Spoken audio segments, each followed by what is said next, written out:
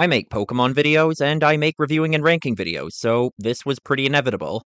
I hardly need to introduce what Pokémon is. It's literally the highest grossing IP of all time, so no big dramatic intro like my DreamWorks video. Just a couple of things I need to make clear before getting started. Firstly, main series only. I didn't play all 2 billion or so spin-off games. What counts as main series is being defined by what Pokémon fan sites generally say, so if you're a fan of Colosseum and XD and are wondering why they aren't in this video, good question, not one I have the answer to. Go ask Bulbapedia and Cerebi. Secondly, this is only based on the single-player experience that each game provides. I've never played any of them online. Thirdly, since I'm planning on making a series of more in-depth videos at some point in the future, I'm not going to talk about each game for super long in this video. This is just a quick way to put my general thoughts out there. Finally, this list is completely objective and non-disputable, so if you disagree with anything, tough. Obviously, I'm kidding. If you disagree with anything, let me know why in the comments. Anyway, let's actually get to the point. Most of what I hear in defense of Gen 1 basically boils down to, you have to consider these to be among the best because the rest of the series wouldn't exist without them, and quite frankly, I really don't like that argument. Let's look at another example in media. Puss in Boots: The Last Wish is one of the best animated movies ever made, and it likely wouldn't have been made if the first Puss in Boots movie wasn't a success. But I'm not gonna retroactively pretend I thought that first movie was great just because it allowed something much better to exist. It's a good argument for why I should appreciate the original's existence, and I do for that reason, but for me to consider the Gen 1 games to be among the series' best, or even not among the series' worst, I need arguments for why anyone should play these games versus any of the other games in the series, and I just can't think of any, and for that reason, I'm gonna have to put all of the Gen 1 games in bottom tier. Yellow is better, but not by a lot. I'm not just doing this to get a reaction out of people. Like, so many important improvements to the battle system and the quality of life just aren't there yet. So many things are programmed poorly, so you get anomalies like critical hits often dealing less damage than non-critical hits, or straight up programmed completely wrong, so certain moves and items actually do the opposite of what they're meant to. The balancing is awful, with 80% of the Pokédex being basically unusable because they don't get any moves, and the remaining 20%, who disproportionately consist of psychic types, being absolutely busted, and the level curve is absurd, making beating these games a very tedious venture. Even the creature design often isn't great. I played Yellow, and the designs were definitely more refined by then, but if you've never seen those earlier Gen 1 sprites, I encourage you to look them up. Some of them are hilariously awful. Sorry, but I just can't think of any reason why anyone would play Gen 1 besides nostalgia or personal homework. The Gen 2 games are basically the overall better versions of the Gen 1 games. The feel is very similar, but there are a number of quality of life improvements, the balancing is a lot better, things are actually programmed correctly, the graphics are a lot more refined. I'd say, if you want to play a Pokémon game with the classic Game Boy aesthetic, one of these would be the one to play. Unfortunately, that's probably the only real argument for why you should play these games in particular, because they are the first in a club this series has where, while they're perfectly serviceable games on their own, they kind of get defaulted to mid-tier or lower because a far superior version of them exists. And it's not like the games are devoid of problems even ignoring that. Gen 2 did introduce a good amount of new Pokémon, but you'd hardly know that with how tucked away most of them are compared to the far more readily available returning Pokémon from Gen 1. And the level curve kind of has the opposite problem to that of Gen 1, where now you're over-leveled for large chunks of the game, particularly during the transition from mid-game to late-game, and during the post-game. Speaking of which, wow is Johto's post-game overhyped. This being the first, and not counting the remakes, the only time you've gotten to explore an entire additional region in the post-game sounds pretty cool on paper. More content pretty much always equals better, until you realize that it's just one fetch quest and a series of 8 pretty underleveled trainers that you fight in quick sequence. Yeah, the 3 years later version of Kanto really doesn't have a whole lot going on. I'd say these games go pretty low in the mid-tier. They're perfectly playable by modern standards, but unless you really like the older aesthetic, you should just play the remakes. Ruby and Sapphire also join the mid-tier club of games that are perfectly serviceable on their own, but why would you ever play them when a far superior version exists? At least this time, the far superior version I'm referring to isn't a remake, so that's a bit different. I don't have a whole lot to say about Ruby and Sapphire in particular. A casual playthrough was a far better experience than previous generations due to the much improved Gen 3 mechanics and the Hoenn region's fantastic soundtrack, but in terms of the game's actual content, barring that contest side mode, which is also present in Emerald anyway, it's pretty much the bare essentials and not a whole lot else. I think the upgrades to presentation, battle mechanics, and quality of life added by this point in the series are far more apparent when we have this direct comparison to the originals. I promise I'm not going to be saying the term quality of life this much for the whole video. But really, the soundtrack is a huge improvement. I'm able to run so it doesn't take me an hour to get anywhere. I'm able to delete HM moves I don't want. I have tools that allow me to deal with Kanto's terrible level curve.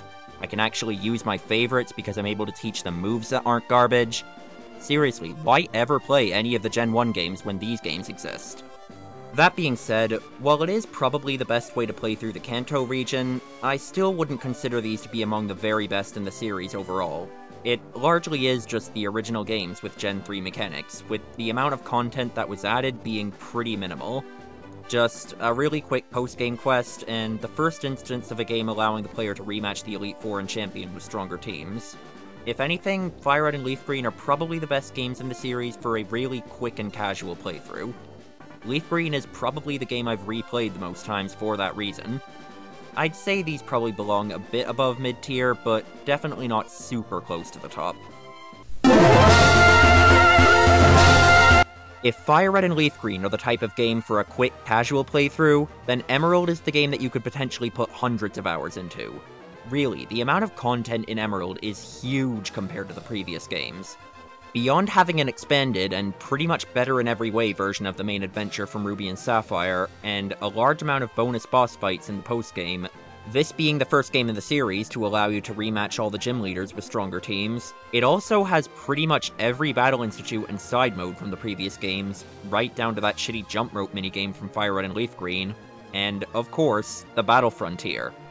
Having a collection of different Battle Institutes, each with their own unique gimmick, from having the player use random rental Pokémon, to having them solve a maze while trying to conserve their Pokémon's health, to forcing them to win in 3 turns, is such an amazing idea, and it's something I really wish I played more of when I was younger because I really enjoyed what I did play. Honestly, the only major negative about Emerald is the lack of a physical special split. I'd consider that to be a pretty important update to the series' battle mechanics, and unfortunately it wasn't implemented yet as of Gen 3. It says a lot about how great Emerald is when it's still easily a top-tier game in spite of that. Haha, Diamond and Pearl are really slow. Look at that HP scroll. Also, there are only 2 fire types in the Pokédex. Look at the Fire-type Elite Four members team. Aside from those 2 really obvious complaints, as well as that same spiel about there being an objectively better version of them, which pretty much defaults them to mid-tier or lower, I swear these are the last games where I have to make that point. I actually don't have a whole lot outright negative to say about Diamond and Pearl. I do have to admit, I'm probably a bit biased because Diamond was the first Pokémon game I ever played, but there is a good amount to vouch for in these games. As far as these inferior versions go, they're probably the best ones. These were the games that finally introduced the physical special split, which was a much-needed change to the series' battle mechanics. The Sinnoh games easily have one of the best soundtracks in the series, really only rivaled in that regard by one other pretty obvious contender, and the Underground is one of the best side modes in the series, particularly that addictive treasure hunting minigame. Let's be real though, just play Platinum. Platinum is basically the Emerald of Gen 4, massively improving over Diamond and Pearl in just about every single way. Pokédex was expanded, it fixed most of the speed issues, not all, but most. The main adventure was so vastly improved that Platinum ended up being one of the few games in the series that I would say actually has a pretty decent plot, with the Professor, Rival, Villain, Champion, and supporting cast all being my personal favorites of their respective series archetypes, and they added so much content to the post-game in particular that, like Emerald, you could potentially put hundreds of hours into this game. In addition to all of the side modes from Diamond and Pearl, and the returns of higher level rematches against the Gym Leaders and the Elite Four, this was one of the only 2 other games in the series to feature the Battle Frontier. It's not quite as big as the version in Emerald, with there being only 5 facilities instead of 7, but it's definitely still a big plus overall. It has been a long time since I've played this one, so maybe this ranking should be taken with a bit bigger a grain of salt than the rest of these, but from memory, this game is easily top tier. Another one it's been a while since I've played. In many ways, these games are kind of the opposite of FireRed and LeafGreen, in that, while the improvements to the gameplay and the presentation weren't quite as drastic over Gold and Silver as the improvements FireRed and LeafGreen had over the originals, unlike FireRed and LeafGreen, these games actually added a lot of additional content. Some of it is directly lifted from Platinum. These games also have the Battle Frontier, and it's pretty much copy-pasted. But it introduced some new ones too. The Pokathlon could be pretty fun, though some of the minigames were a little button-mashy. Or stylus-smashy, I guess. I don't know if there's a proper term for that. It does retain some of the problems from the original Gen 2 games. The level curve is improved, especially in the post-game, but it's still pretty bad at times. Most notably, that long mid-game section where you're just fighting a bunch of really underleveled Team Rocket grunts is still there. They did also make some of the Gen 2 Pokemon that were pointlessly locked to the post-game in Gold, Silver, and Crystal available during the main adventure in this one, but not all of them, just some. From memory, I don't think these games are quite top tier, but they're somewhat close. I think the Generation 5 games are, without question, the best the games have ever looked and sounded, and I really kinda wish they'd continued to refine the style used in these games, rather than fully transitioning to 3D like they did in the next generation. The fully animated 2D sprites look amazing, and you don't need me to tell you how great Univa's soundtrack is, the entire internet's already done that for me. I do just have one potential hot take: I hate the low health theme. If it were only in regular battles, I could tolerate it, but the fact that it overrides boss themes is a massive deal breaker for me. However, that is really my only noteworthy criticism with Gen 5 as a whole. The main adventure of Pokémon Black and White is probably the best main adventure in the series. This is also among the few Pokémon games that I would say actually have a decent plot. Beyond that, the games are a little lighter on content than some of the others. One issue seems to be that many of the side modes in these games relied on the internet, and therefore haven't been playable since 2014, nearly a decade ago now. There are a couple of pretty small battle institutes. There's the musical side mode, which I've never played, but I've heard kinda sucks. And these games did introduce a few new battle formats, but they're hardly used in single player. Once again, not sure they belong in the very top tier. I'd say they're most akin to FireRed and LeafGreen in being really good for a casual playthrough. Pokémon Black 2 and White 2 win. These are the games with the most content. It has also been a while since I've played these ones, that's basically been a trend for all of the DS-era games, but Pokémon White 2 was the game where I put the most time into a single save file when playing it as a kid, and I still barely experienced a fraction of its content. If FireRed and LeafGreen and Black and White are the ones best used for a quick casual playthrough, and Emerald and Platinum are the ones you could put a couple of 100 hours into, then Black 2 and White 2 are the ones you could put 1,000 hours into. In addition to the various side modes and battle facilities from the original Black and White, this game also has the PWT, a battle institute which actually uses the new battle formats introduced in Gen 5, and has various challenges similar to the ones found in the Battle Frontier, such as using random rental Pokémon, a la the Battle Factory, or being forced to only use Pokémon of a certain type, and where you can battle every gym leader and every champion in the series up to this point, as well as other battle institutes like Black Tower and White Tree Hollow, and the puzzle battle mode Pokestar Studios. This is the only Pokémon game to have a proper achievement system if you're into that sort of thing, and that's not even all of it. The main adventure is somewhat weaker compared to the original Black and White, but with the sheer amount of content in these games, they could have the worst main adventure in the whole series and would still probably wind up being among the best. Boy, are Pokémon X and Y really not memorable at all. I have played through these games twice. One of those times was, as of when I'm recording this, at most a month or two ago, and I barely remember anything about them. The main adventure was pretty boring, and there wasn't a whole lot to do outside of it. Mega Evolution was an interesting idea, and some of the designs are really cool, but it's used even less in the single player of these games than triple and rotation battles were in the single player of Black and White. These are also the first games that I would argue actually changed the battle mechanics for the worse. This is the first time since Gen 2 that the type chart's been altered, with the Fairy type being added and Steel being nerfed defensively, and quite honestly, I'm not a fan. I preferred the type chart before these changes. These were also the games to introduce Affection, a mechanic which I actually despise. I do not enjoy all the extra text, nor being given an unfair advantage over the AI opponents in a game that already is not difficult. At least in these games it's optional. When I eventually do that series of in-depth videos, these are easily the games I'm looking forward to replaying the least.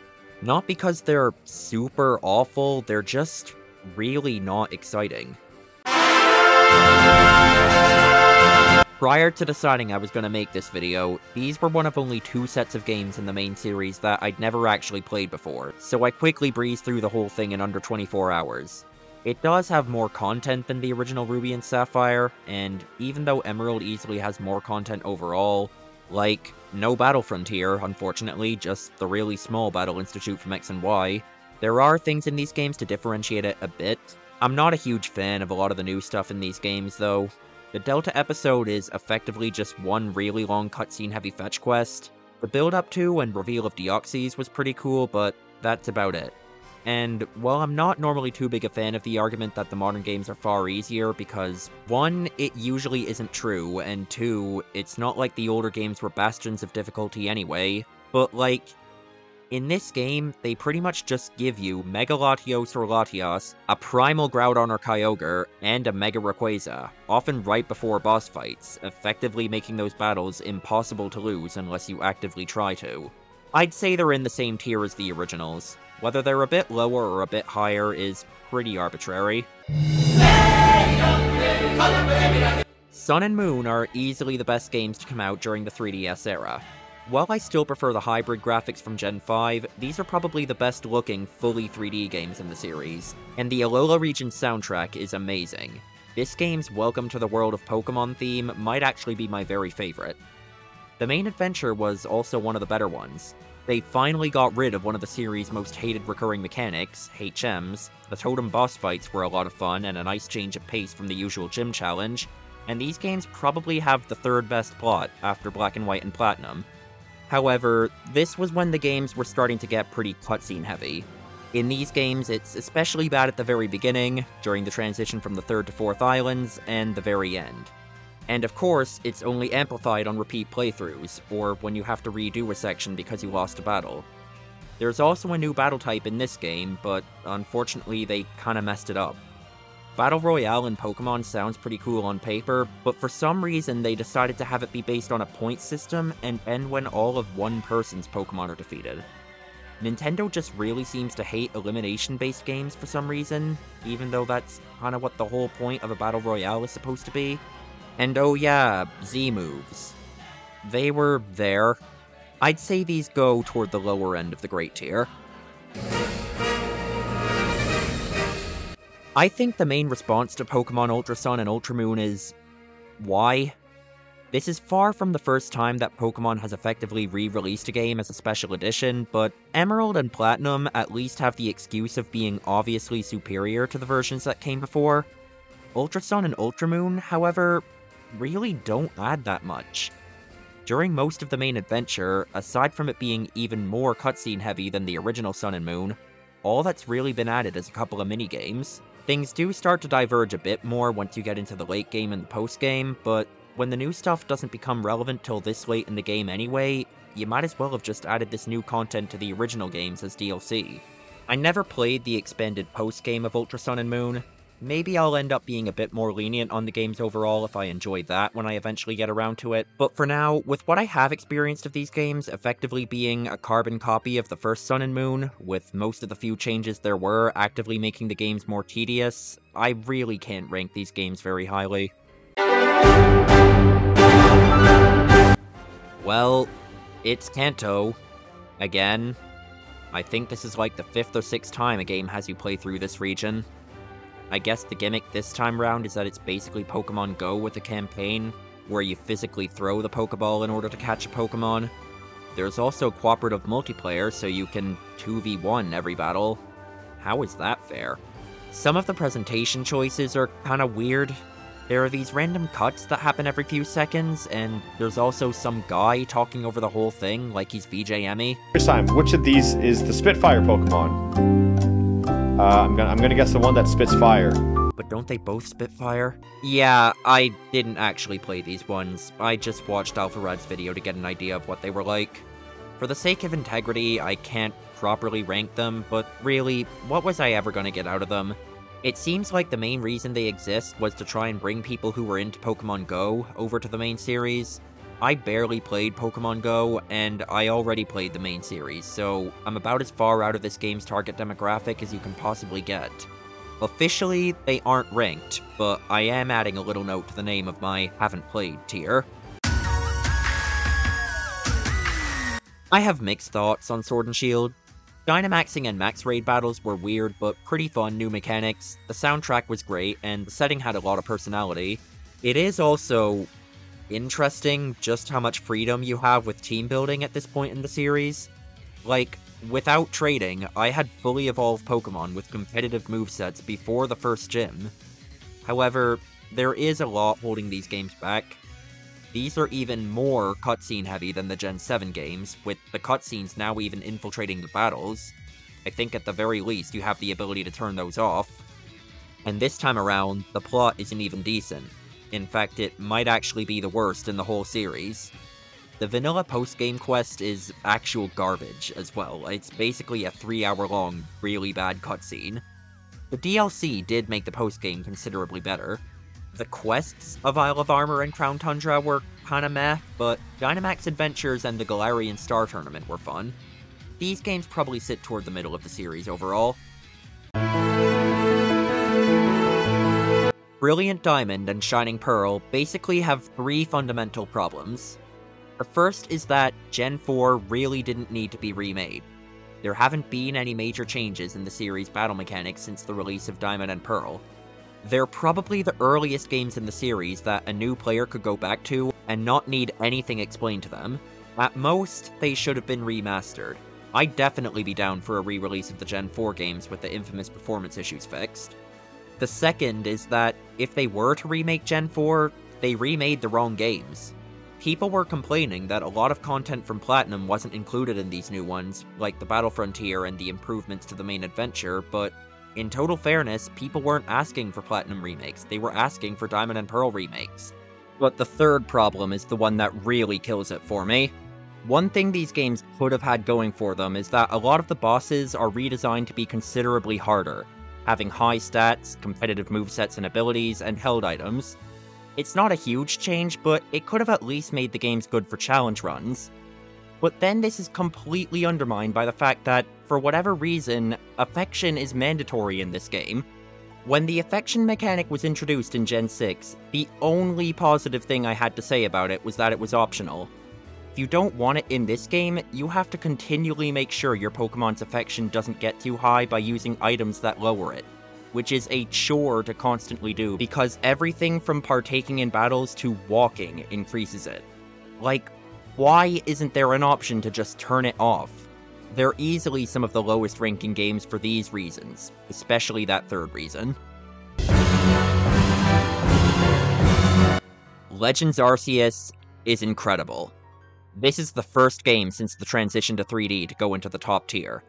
I wasn't sure I loved it the first time around, but when I replayed it in preparation for this video, now that I was a bit more familiar with what it was the most fun I'd had playing a Pokemon game in ages. The combination of action RPG elements with the more familiar but much faster paced than usual turn-based mechanics works so well, with the boss fights against the noble Pokemon being some of the best in the series. Then there's catching Pokemon. Giving the player the choice between traditionally fighting and weakening Pokemon, or using stealth mechanics to sneak up on them, was such a great idea, and as a result, completing the Pokédex is by far the most fun it's ever been. And it's a good thing, too, because this is the first game where completing it is actually required. Pretty much the one caveat with this game is that parts of the main storyline are pretty dumb. It's not nearly as cutscene heavy as a lot of the other 3D games, but it can still get pretty bad at a few points. This is probably the one time that the post-game quest has far outshone the main adventure.